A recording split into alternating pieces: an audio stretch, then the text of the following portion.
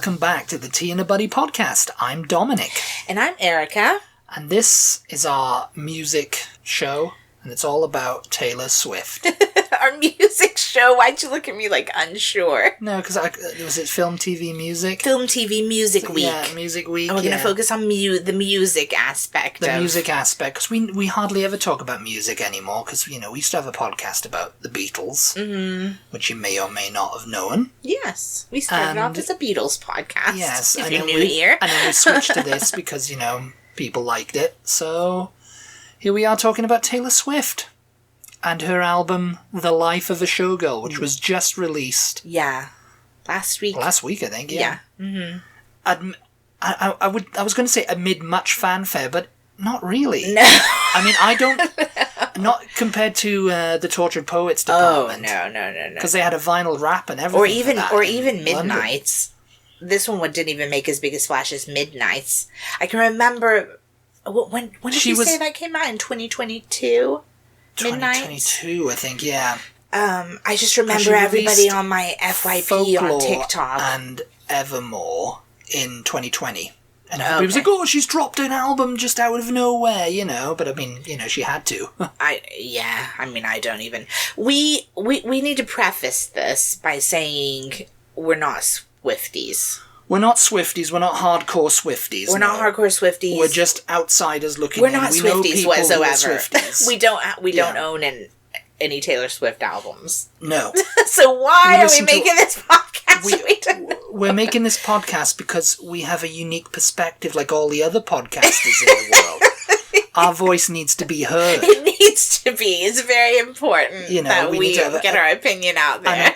Was it Emily in Paris? An American perspective on French life. Non-Taylor Swift perspective on Taylor Swift life. Which has never happened before for Taylor. She's never had a non-Taylor Swift perspective on her life. Well, the difference, I think, though, between us and those other non-Taylor Swift perspectives on Taylor are we're not haters either. We're not haters either. We're not Swifties, but we're not haters. We're not, anti-Swifties. I don't know if they have a name for themselves. Taylor Swift. We're not Taylor Swift haters. I was going to call them Antifa then, but it's like that's something completely different. That's something else, Anti-Swift, anti-distinctly Mindley Swift. But as I was saying, I can remember with Midnights, and I'm not on Swift Talk, as they call it on TikTok. Swift Talk. I'm not on Swift Talk, but when Midnights came out, everybody had the clock. Oh, the clock. What does it all mean? What does it all mean? Is it time? And is then it the Tortured Poets department, everybody was, again, on my FYP, all excited and anticipation, and, there was nothing. I mean, obviously they promoted this album. Obviously Taylor did some promotion for this album. Obviously, there was stuff. There was probably even a vinyl wrap for the London buses, like there was for the But I didn't see any excitement on my FYP from fans, is what I There wasn't too much excitement, because they were kind of like, okay, she's going to release an album, but she's on tour. She was doing the Eras tour, so it's like, where, and the people who have been, following her, and every day, they know where she is. Yeah. They couldn't use that. She didn't go. Flight tracker. Yes, that bloody flight tracker. Yeah, which is the bane of Taylor's existence, I'm sure. They must have gone. Oh, when did she record this album? When is she recording this album? Because usually, they go, well, I'm back in the studio. What are you doing, Taylor? Well, I'm back in the studio for the next 3 months recording this album. Yeah. Very exciting things. I guess she didn't do that because she's been on tour, this Eras tour. When did the tour end? I don't know. Last year, I think. Okay. Yeah, so this album has been, she recorded it in stolen moments on the Eras tour. So, and it was the European leg. She recorded it all in Sweden. Oh, okay. With producers. Yeah, because Jack Antonoff was not on this album, right? And I think Max Martin and Shellback were the producers on this. Yeah, no. Yeah, he was on the last one. Yeah, but everybody goes, "Oh, Jack Antonoff." I think she's worked with him quite a bit. Yeah. She's worked with Max Martin and Shellback before. Oh, Max Martin, I think, co-wrote "Shake It Off," and he co-wrote a load of pretty much all of these songs with Shellback. So Yeah, I think this is kind of like, from what my look at this, I'm kind of like, okay, she's trying to get back to this kind of like poppy. What album was Shake It Off? Reputation? I have no idea. I'm asking you like you're the big Swiftie here. Yeah. We know someone who is who's a massive Swiftie. We've got a family member who's a massive Swiftie. Okay, so that sort of inspired this podcast actually, because we do have this family member who is such Taylor Swift's one of the biggest fans. Swift. I mean, I'm sure they're all big, but that ever did. that thing that we used to come on, just a little aside here, this thing that ever did once were or something it is, you know. What? Because somebody, I guess it was something to do with Taylor's album, you know. Taylor Swift as ever did once were. It was just some kind of like mess up. I have no idea what and that everybody's means. Just been going crazy with it. You know, okay. It's just been, you know, and it's like become a meme sort of, you know. It's not ever did once where it's like someone got the words wrong. It was like a jumble of words and people were like, what? Am I having a stroke? What am I reading here? And it was just some kind of messed up thing, you know? Yeah. Taylor Swift's Life of a Showgirl has ever did once were. You know, it was like, has broken all thing, but they just wrote ever did once were. You know, like they copied something. I don't know. But yeah. I don't know what that means, but anyway. Neither did anybody else, but, you know, internet speak. Anyway, I saw her post, our family member, that she had listened to this new album and she was underwhelmed. Well, she says, I'm very underwhelmed by this. Yeah, she was like, oh, she said it's ... fine. It's fine. Yeah. And this is, Taylor had flown to Texas to personally play the album and ask her, what do you think of this? What do you think of this? It's like, we'll play the album. What do you think of it? And she's like, it's ... fine. Yeah, so I was just like, I read that and I was like, oh my God, what is happening? She went on to say that maybe it's because she's become a mom, but she just couldn't with all the cussing and locker room talk, as she called it. I mean, yeah, it's kind of, I got that.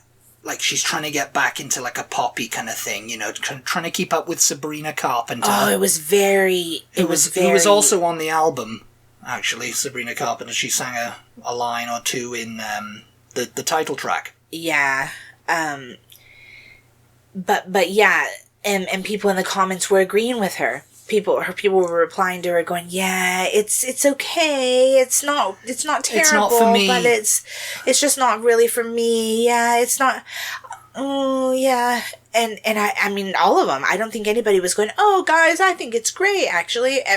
All her replies were just like, yeah, I kind of agree. It's okay. It's all right. You know? And so I was like, oh my God, what is happening? I want to hear this now. And yeah, no, most of the people were just kind of like, so this was it? This was the album?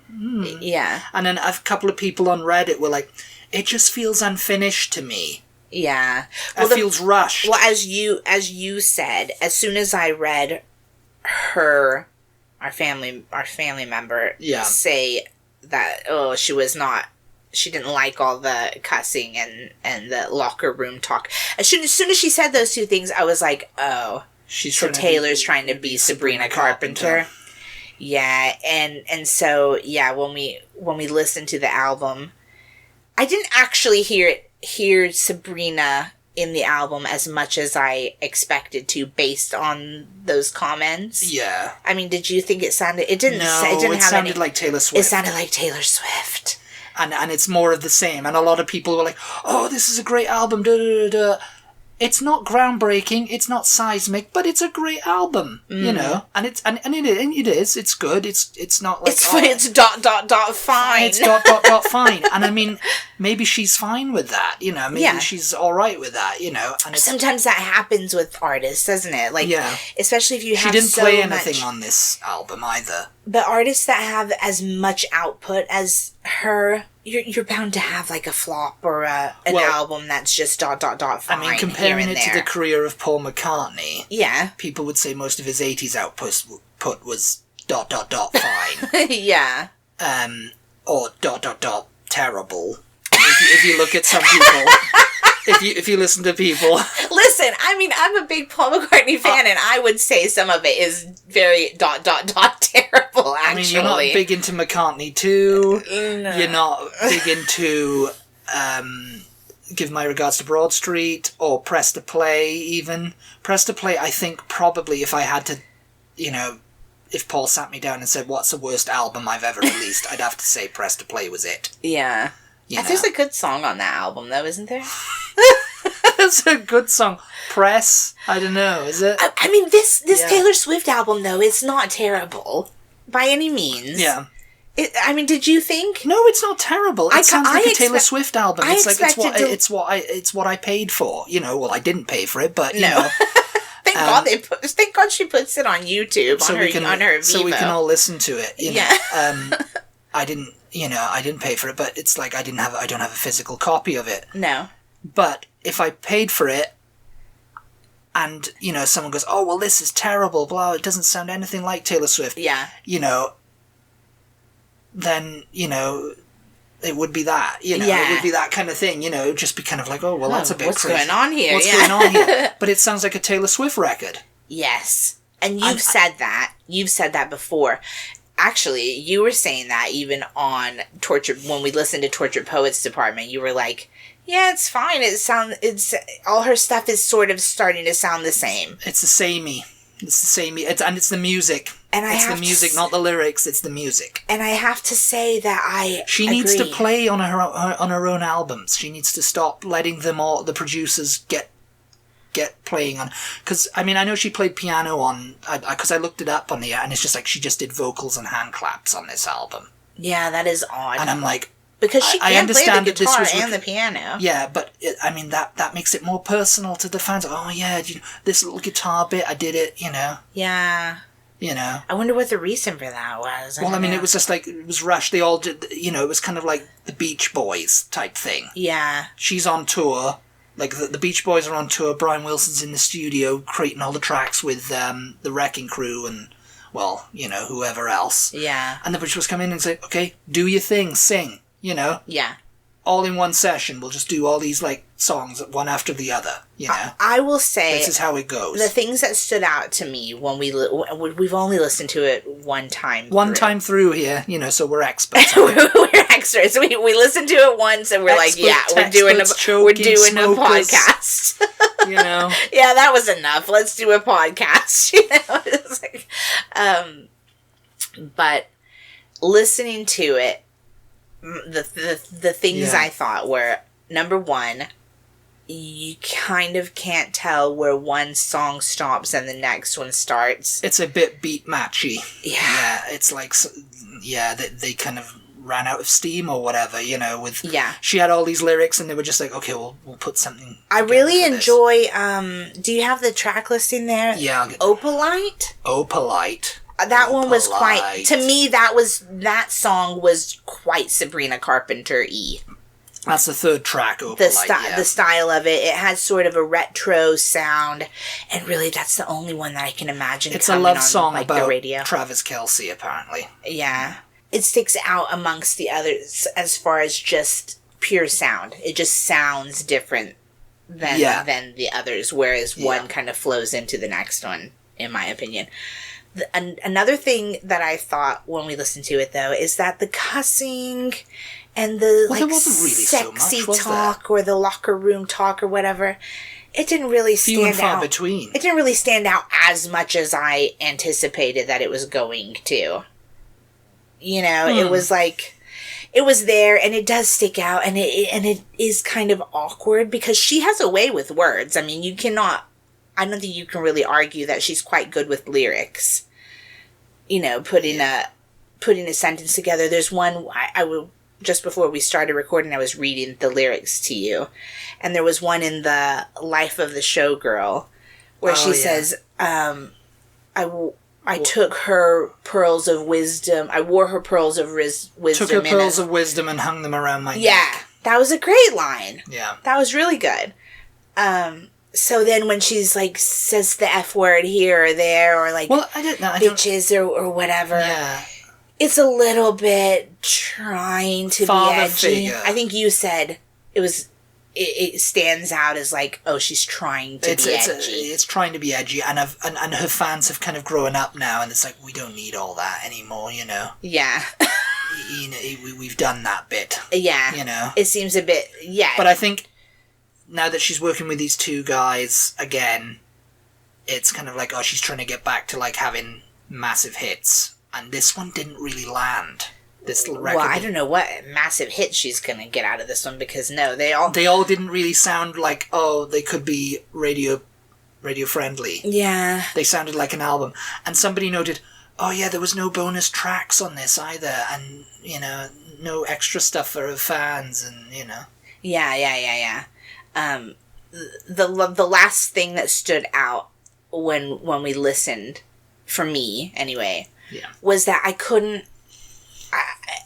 And I meant to say something to you while we were listening to it, to see if you agreed, because you know more about, like, the technicalities of music than I do, you know, as far as sound and instrumentation and everything goes.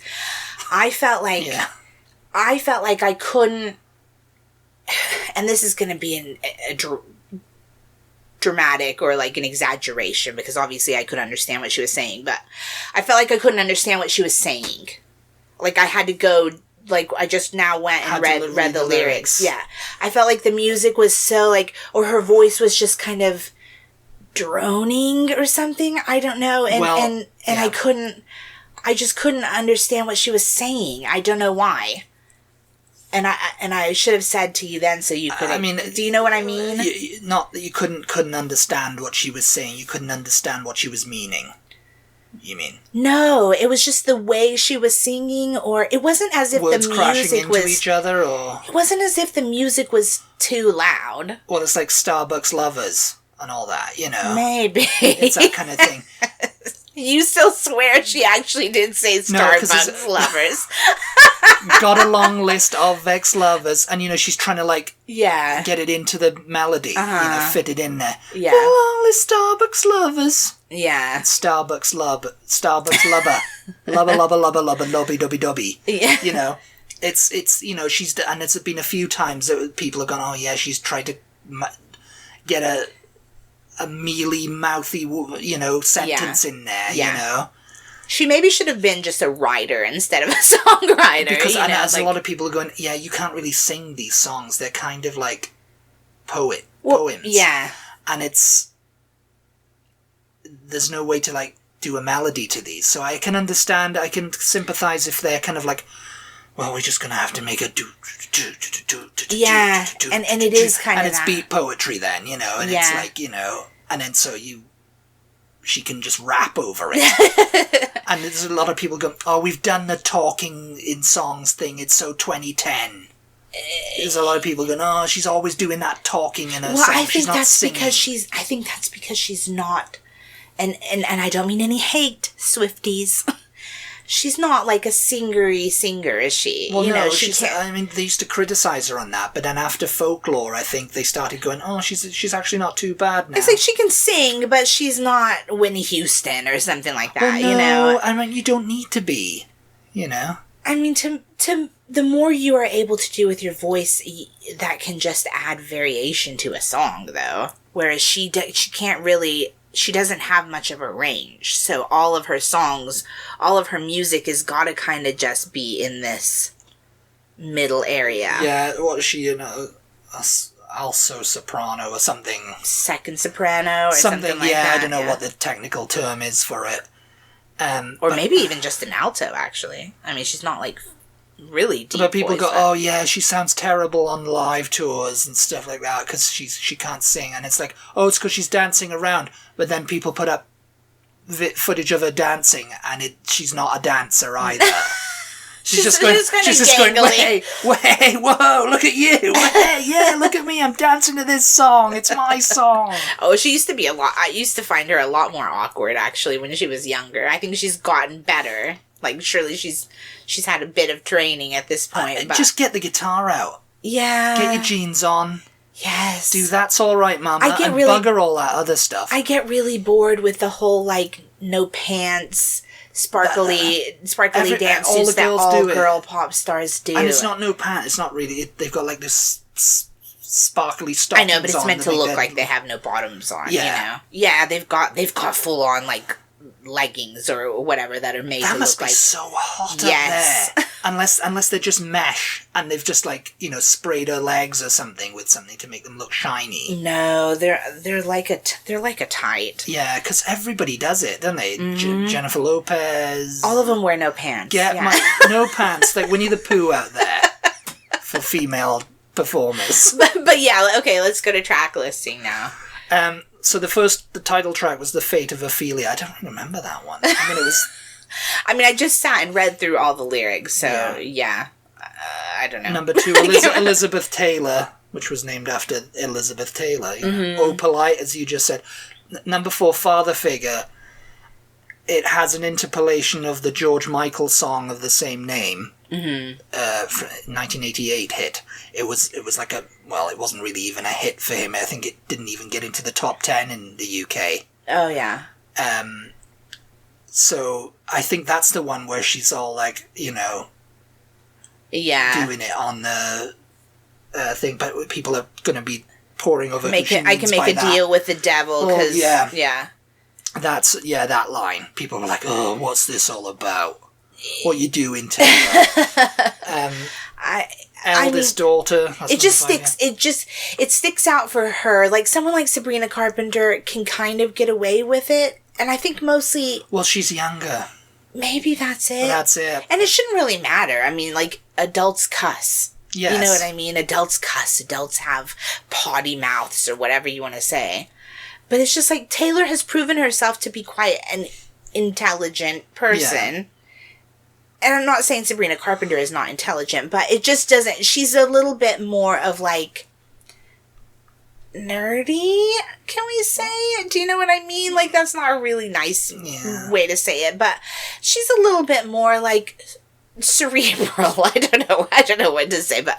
So anytime you have, like we were saying before, edgy kind of lyrics... Edgy lyrics, it just seems a bit cringe. Yeah. Because it's like, I mean, maybe, and we don't know her in real life. It's got to shock you when it comes out, you know, and I don't know if it shocks the fans anymore. I think they're just kind of like, oh, Taylor, you know? Well, I think it might shock her fans because it's not like her. Do you see what I mean? Yeah, for that. It just doesn't flow with her, I don't know. It's ...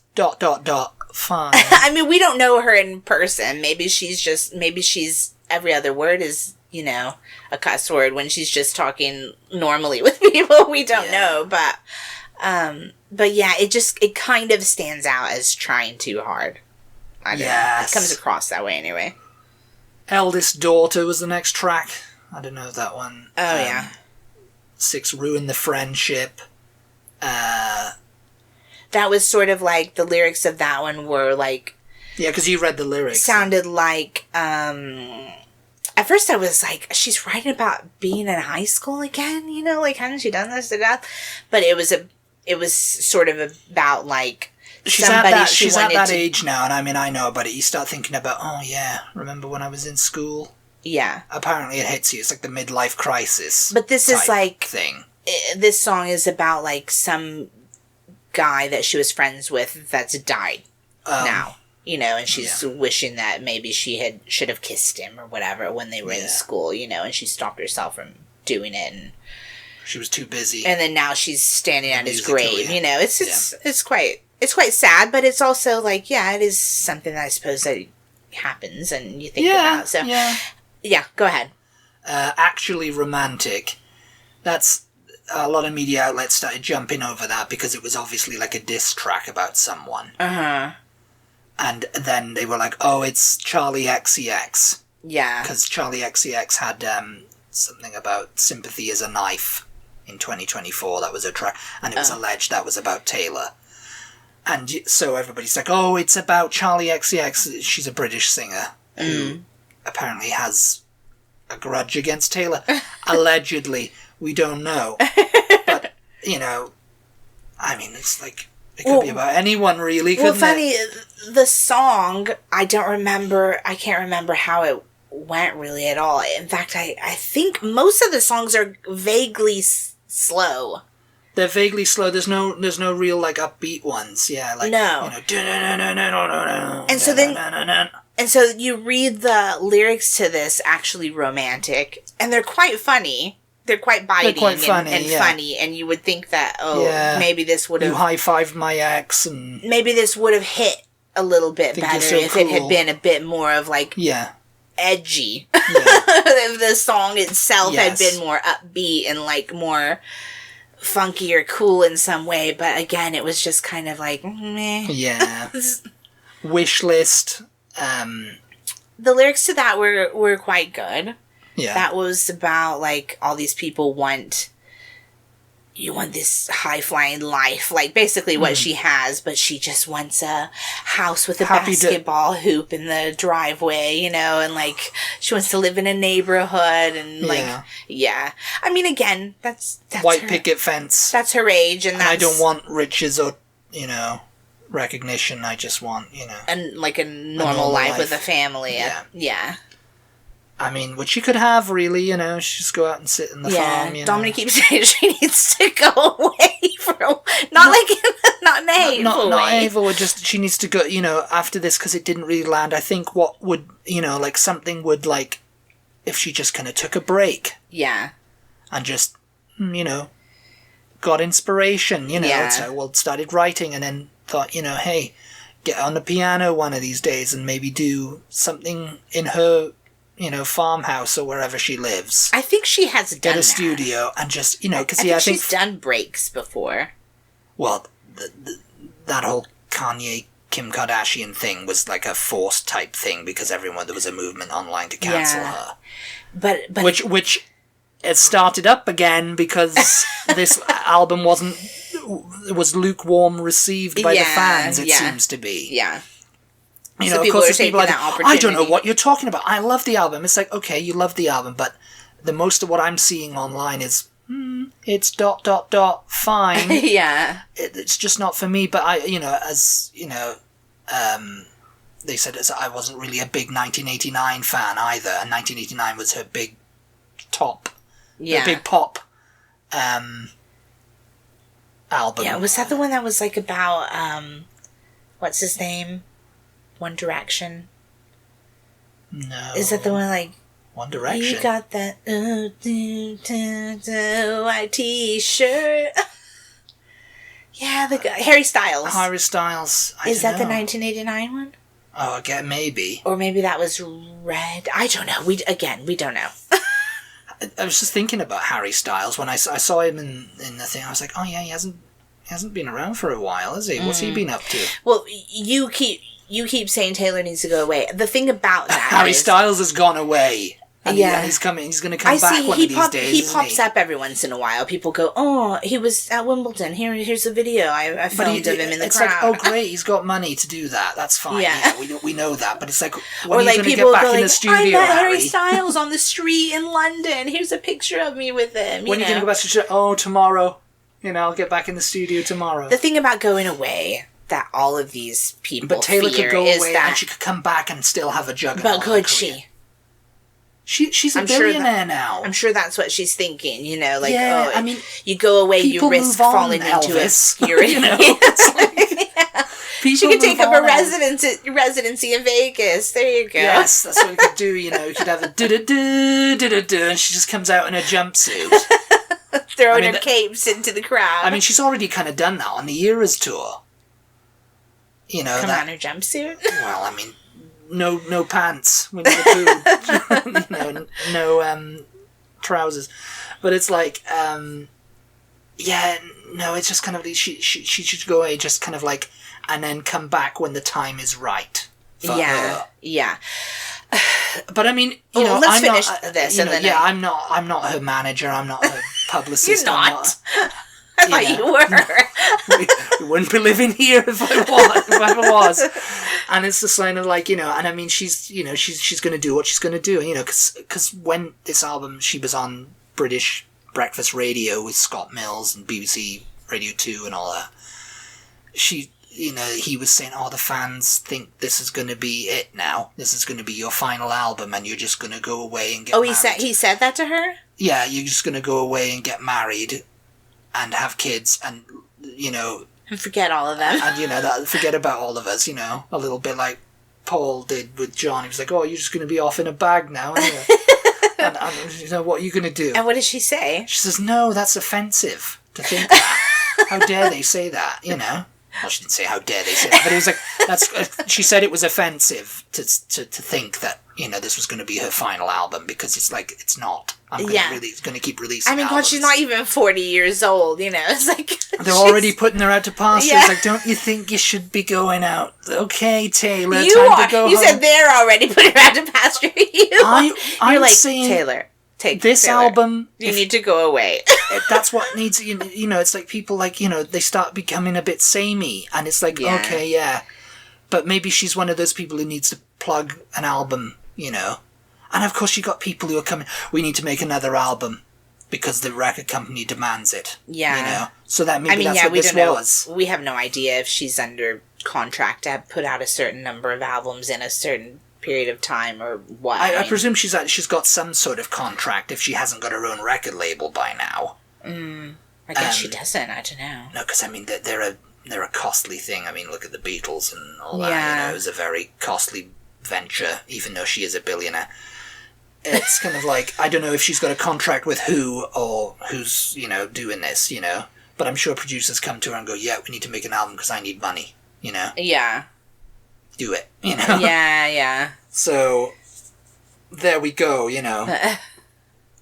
The next one, number 9, Wood. That was the one that I think everybody was just kind of like, "Oh, Taylor. Yeah. What you doing?" Yes. That one was a bit... It was all about Travis and all about, like, innuendo and all this kind of the redwoods and all this. I was like, that song's gonna be embarrassing if they ever if they try to make that the single or whatever. Yeah. Oh God, please no. Yeah, I could have done without that one. I mean, reading the lyrics, I could barely stomach my way through reading it. Stomach it. If it makes me sick to my stomach. And then at number 10, Cancelled, which is what they're trying to do. It's she's gone now. She's lost her pink. I wondered if that one was about Blake Lively, but you said you didn't find anything about people suggesting that? I didn't really look, but I mean, I think she's trying to distance herself from Blake right now because of all this. But the lyrics of that were like all about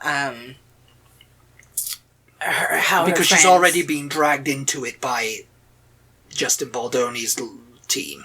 Yeah. So it's kind of like, I don't really want to... Yeah. Stir it up. Honey.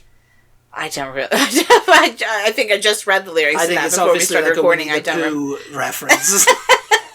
Honey. Winnie the Pooh reference, because I wear no pants on stage, therefore I love Honey.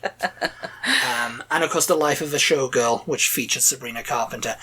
And a lot of people saying, it's going to be the last album because the end of that track had the outro from the Eras tour. Oh, yeah. And it's like, okay, thanks, you've been all great, good night, yeah, Sabrina Carpenter. Yeah. Sabrina Carpenter's up next, you know. Yeah. Up next. Yeah, you said you read somewhere somebody thinks, she's stepping back and she's passing the torch to Sabrina. Yes. As if, like, what artist is gonna do? Oh, I think I'll step down now and let somebody else have the... Yeah, right. These people have such big egos, like... There's no way. Who has ever done that? It's like, well, what are we supposed to do? It's like, well, I don't know. Yeah. You know? I'm just going to go live my life, get married, and have a couple of kids with a basketball hoop, and have a couple of kids with a basketball hoop. Basketball hoop in the garage, on the driveway, and you know, on one of those suburban streets, you know, with the sun setting and all that kind of stuff. And it's like I'm just giving up that life. Yeah. Goodbye to everyone, and the fans can come visit me, and I'll serve them tea. Yeah. And it's like I'm Daniel O'Donnell, and that'll be the end of it. I think my, you know, you want her to go away and come back when she's inspired. I wanted to have like like an Elvis style comeback. Like we can do the Taylor Swift 2028 comeback special. And she can come out in a leather suit and we can do all her hits, do Shake It Off, do all that kind of stuff, and everybody, and then she can go, I really like the new groups these days. She's never done the Super Bowl, has she? Maybe that'll be the comeback. That's a bit odd. 2028 Yeah, there you Super go. Bowl. She could go away and then she comes back. And everybody will be like, oh, we don't know what's happened to Taylor Swift. All the Swifties are online saying, we don't know. They do that anyway. We've been looking at the flight tracker and we can't find her private jet. It's, and so... we don't know where she's gone. If she's quiet we've asked Travis, and Travis is like, who's Taylor? I don't know what you're talking about. If she's quiet for a couple of months, they all start doing that anyway. Where's Taylor? Nobody's seen Taylor. What's Taylor doing? When she disappeared after the Kanye debacle, everybody freaked out and thought, oh well, and the haters were like, yep. Job done, she's gone, that's it. Yeah. No more money, But all the fans were like, I don't know what's going on, I don't know. Has anybody heard from her? Well, she got booed at that football game, whatever it was. Was it the Super Bowl? Yes, and she was like, are they booing me? Yeah, and they booed her when they showed her on the screen, and so everybody was like, yes, the end of Taylor days is over. Any sort of like, and that's what they're gunning for. And it's like, no, what she needs to do is just go away. And then they'll all be like, yeah, job done again. All the haters will be like, yeah, the last album was a big flop. Because I see that on threads and I was like, well, okay, Swifties, enjoy your flop of an album. And it's like, what do you enjoy? It's like, I enjoy this cup. This cup has never done me any wrong, okay? Well, enjoy your flop of a cup. Yes, it's like these people have no joy. They're just miserable. No, but what I want her to do, you want her to go away. I want her to... See, I wanted to go away. I wanted to go away and come back. What has always sort of disappointed me about her as a writer is that she, to me, I think she's a very intelligent person, right? And she's quite skilled with lyrics and stuff. I just have always felt like, and she knows how to play the guitar. She's not one of these dancing around the stage pantless pop stars, in my opinion. No. She's just not. And I wish she wouldn't. Well, there's people who are like, she's not a pop star anyway. She should have just remained in country. Well, I don't think she's country either, really. She had success with that, but... Yeah. And then she proved that she could do pop. It's like, okay, what I wish, and I mean, my opinion matters above all else, of course, is that she would do like I wish her next era, she's got all these eras. As far as I can tell, she's got country era, she's got pop era, and that's about all the eras she has. I wish that her comeback era, I don't even want her to go away, okay? I just want her next album to be like, guess what? I'm a billionaire. Maybe she could star in a bunch of movies like Elvis did. Just turn up where she's the hero. Well, she already tried that with Cats, didn't she? And that was a... But that was terrible. But what she could do is they could just get her in a bunch of movies where she plays the hero, and that's no music. She just does the soundtrack. What I want her to do is use her lyric writing ability to have a Bob Dylan-esque era. I think Folklore and Evermore was kind of like her foray into that. But not about, like, she loves to write about romance. She's pigeonholed herself into this. And actually... And it's the same with Sabrina Carpenter. Let's write about... And Adele started that, I think. Sabrina's so young, though. I mean, she's like in her early 20s still. She's so young, she can easily, she's got plenty of time to come out of that. Yeah. Taylor was edging toward 40. I say that. She's only 35, is she? I don't know how old she is.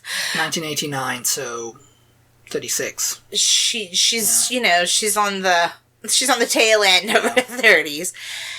I think she's old enough now, and she's had enough romance, whatever. I mean, unless she's completely okay with being the Jackie Collins of music. Do you know what I mean? Like, all of her content is romance related. Well, Jackie Collins was a bit more than that. A bit more than romance. But, I mean, unless she's okay with being, like, a romance novelist of music. Taylor Swift, romance novelist. There we go. She can just write the romance novelist of music. I think that she's edging toward, she's intelligent enough a person, and she's a mature enough age that she could start writing more about social things. I know she doesn't want to alienate anybody, and because every time something pops up, some new situation pops up, it's like, let's go to Taylor for her thing, and it's just Stonewall. Yeah. The publicist is like, Yes. Because she quietly donates to the city's food banks and stuff like that, when she visits cities. Every city she plays in, right? Yeah, I think in the UK she does that. She quietly, she just donates ahead of time. Mm-hmm. And everybody's like, oh yeah, she donates more than the government, and all this kind of stuff, and an argument rises from that. But she donates and she gives fans, and I think that's kind of like very much helped her popularity. She'll like, someone will be on Twitter talking about, oh, my rent's due, and I'm listening to Taylor Swift right now, and I'm just like, love her so much, blah blah blah blah blah, and she'll like DM them and go, oh, how much is your rent? I'll pay it for you this month, or whatever. And she'll be like, oh my god, and so that's the good. Has that ever happened, or you just? No, it happened to someone. I think they were struggling through the pandemic or something. Oh yeah. And she went on. She goes, Taylor just gave me $3,000. Oh yeah. I just she's great with her like, what are you talking about? Taylor gave you $3,000. What are you talking about, you crazy woman? I mean, that's a drop in the bucket for her, isn't it? But well, really, yes. But she's great with all her fans. I mean, to be a Swiftie, I can see why there are Swifties. You know what I mean? Yeah. She's very appreciative. She does a lot for her fans. She really wants to give her fans like an experience. You know. And I think that's really cool. She used to do that Swiftmas thing where she gave away lavish gifts to her fans. I don't know if she's probably stopped doing that now because, she's massive. And I think, she'd just give them away, I think I've seen people suggest before, like, oh, why doesn't she write about more important things, about bigger issues than, like, these petty drama, like with Charlie XCX, or like corny, because that's what people love to focus on. Corny porno love songs about whoever guy she's with, or a hate song about my ex was such an a-hole, or whatever. Like, there's more important things that she could write about. I've seen other people suggest that. I came up with that. I did not. Because I think that whole genre in music, I don't know, they probably have a name for it now. It's like, the breakup albums, Yeah. Adele does it. Oh, she's had a breakup, so she's going to write an album. It's a really great one. And so Taylor's like, oh yeah, I'll talk about what a twat like Joe Alwyn was, whatever. But and people love it. But that's why people think this is flopped. Like, because she's happy, she's in a stable relationship. Yes. She's engaged, she's looking to the future, Yeah. And she's just like, yeah, this is great, But actually... And people are like, oh, no, Taylor, it's ... fine.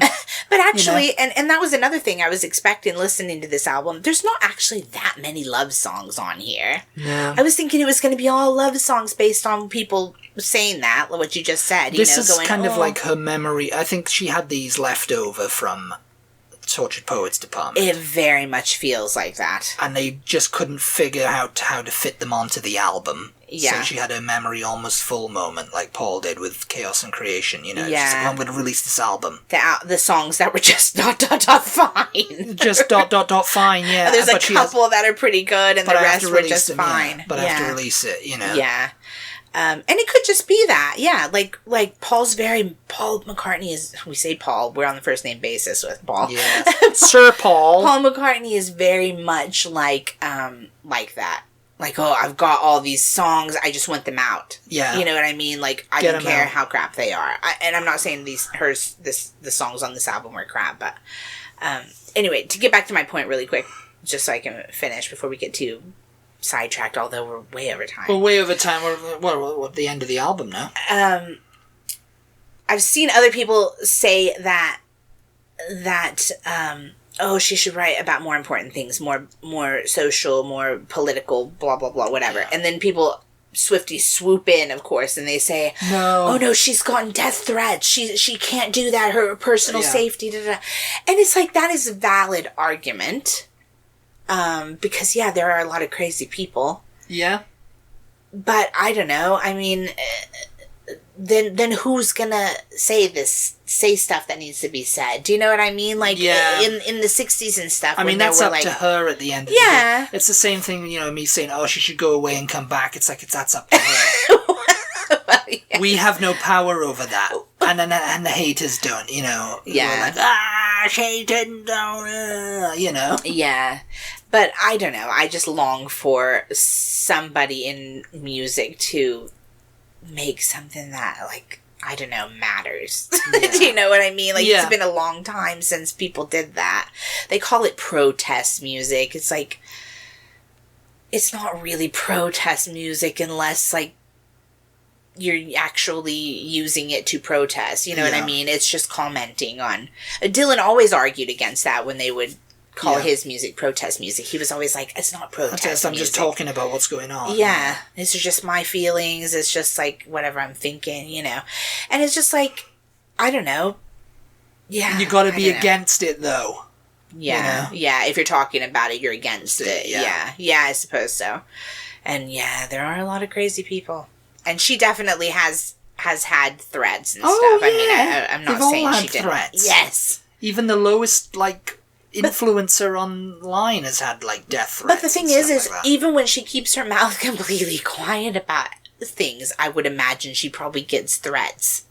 Oh, you better talk about this. Some of the nicest, influencers, they don't do anything. And they're like, oh, I get death threats, all the time. The world is full of people who need help. Yeah. Yeah. The end. Goodbye. And that's it. No, that's it. The world is full of people. The world is full of people who need help. Yeah. No, it's true. And it's, Yeah. That's it. It's sad and... Yeah. Yeah. The Life of a Showgirl, though. Yes. It's a good album. It's an okay album. It's fine. It's ... fine. It is fine. It's not terrible by any means. It's just the same. It's the status quo. Yeah. It's not making any. But I do like that Opal. I will listen to that again, actually. Yeah. That might be the track. The track that they play on the radio over and over again. Well, the show... Although, will they now? Because, she's been cancelled. It's all over. The Life of the Showgirl, they'll play that because Sabrina Carpenter is on it, too. Well, The Fate of Ophelia is the single from... Oh, really? It was really, singles from... And they haven't released another one yet, so... Okay. Yeah, they'll figure it out. Yeah. I think, it's usually 4 songs or so, isn't it? It's but 4 maybe not off songs. Yeah, maybe off of a 10 song. Isn't it only 10 songs? 12. Oh, 12? Yeah. Oh. And who knows, there might be a deluxe version where there's a whole other album of material. Which actually, yeah. Anyway, hope we're all invited to the wedding. Well, Graham Norton is. She invited him on his... Did she? Yeah, she goes, I was going to ask you. And he was all like, Yeah, if you haven't seen her appearance on Graham Norton, the chat show. That's which cute. Is so she just invited. The world. She just invited Graham Norton and nobody else. Forgot Cillian everybody Murphy else was next to her. She said, "You're not invited. Get out of here, Tommy Shelby." What was he promoting? Probably the Peaky Blinders film is coming out. Oh, soon. Is it? And they've also announced they're going to do a 2-season order of a sequel Peaky Blinders series. Oh. Which Cillian Murphy is involved in apparently. So. Huh. I think he said. I'm pretty sure I've seen him somewhere say done. That as long as they keep writing it, that he'll keep wanting to be it. Yeah, he really enjoys that role, I think. Yeah. So I'm okay with that. Yeah, so the Peaky Blinders film should be coming out soon. I don't know when, though, so... Sounds good. Yeah. All right, we're over time. Bye. Well, I mean, I don't know how many of our listeners are big Taylor Swift fans. I think there's a couple. I think they've said, I really love Taylor Swift. Yeah. Oh, she's my girl, you know. Yeah. But we hope you enjoy this, and I hope you don't take my words so offensively. That she needs to go away? She needs to go away and come back just to have like a big boom moment so everybody can be like blown away by her again, you know? I mean, it's the perfect time she could go away. She could be away for 3 years and then she'll come back and it'll be her 2028 special. That's exactly what I just said. I know. Yeah. You said it was the 28 special? Yeah. Like instead of the 68 special? Yeah, 2028 special. 2028 comeback special where she's in her leathers and doing Shake It Off and Bad Blood. And, you know, then she can do her movie career. We're just waffling now. Where she was in Cats. Thank you for tuning in as always. Judi Dench was in that too. We appreciate a lot of people were in Everybody was in it. We never saw it. Thank you for tuning in as always. We really appreciate your support. Give us a follow on social media. If you don't follow us already, we are at TButty, TEABUTTY across all socials. Shout out to our patrons for their continued support. We appreciate you guys, and we'll talk to each and every one of you next time. Next time. Goodbye. Goodbye, everybody.